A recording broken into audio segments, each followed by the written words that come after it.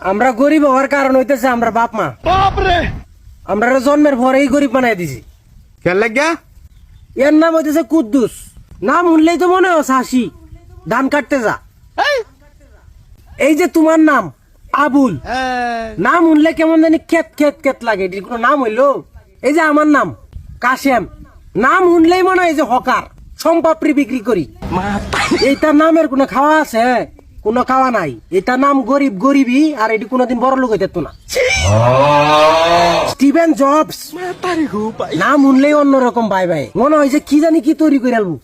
বিলি গেটস, নাম শুনলে মনে হয় যে বিশাল বড় লোক। আর আমরার নাম যে কি রাখছে আমরার বাপ মা, আবুল্লিয়া, কাশেম মিয়া, কুদ্দুচ্চা, এটি কোন নাম হইলো?